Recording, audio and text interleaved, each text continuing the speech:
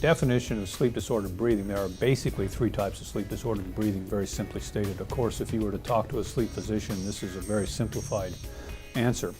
Sleep disordered breathing can be qualified into snoring. Snoring can be subdivided into primary or advanced snoring. We have upper airway resistance syndrome, and then we have obstructive sleep apnea. And of course, obstructive sleep apnea can then be subdivided into central or obstructive, that is the apnea.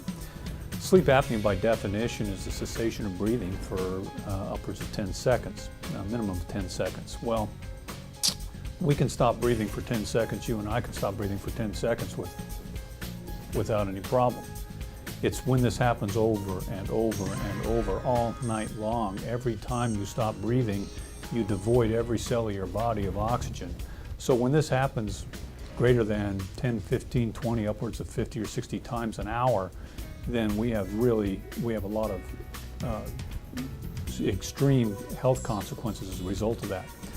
The obstructive sleep apnea, by definition, involves an obstruction at the base of the throat. Now, that obstruction does not necessarily need to be only at the base of the tongue. We can have obstructions behind the tongue, or we can have obstructions behind the soft palate, or we can have obstructions behind both. And it's been my contention that if we treat only the obstructions behind the tongue, that lowers our success rate. That's where our ear, nose, and throat doctors come in. The retropharyngeal obstruction, in addition to the retroglossal or the behind the tongue obstruction, are both important to be treated. The use of oral appliance therapy by positioning the mandible in a position that allows more patent airway can in fact treat both. It will treat a retropalatal or retropalatal obstruction in a lot of cases. Those are the different types of obstructive sleep apnea or sleep disordered breathing. The consequences of sleep disordered breathing can be really, I think, divided into two different areas. One of them is the fact that we don't get a restful night's sleep, because during a normal night's sleep, we go through different stages of sleep, stage 1, 2, 3, 4, and then REM. And it's at stage 3 and 4, and even in REM, that the body completely rejuvenates itself, relaxes, and recharges the battery, so to speak.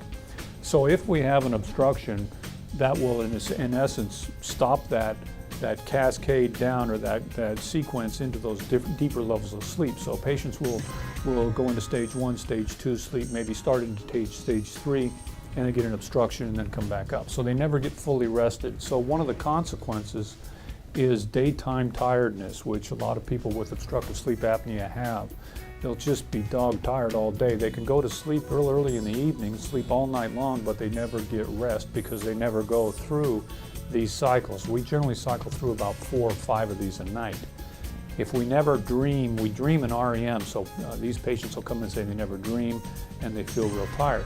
The second consequence of obstructive sleep apnea goes back to the original issue, and that is and it's been documented in snoring or in obstructive sleep apnea, we have a higher incidence of other medical comorbidity, including things like hypertension, cardiovascular disease, the risk of stroke.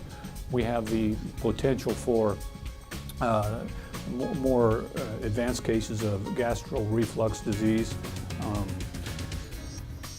morning headaches, morning fog, things like these are all kind of metabolic consequences of obstructive sleep apnea. So really this condition really has an effect on a number of different aspects of the quality of life of a patient.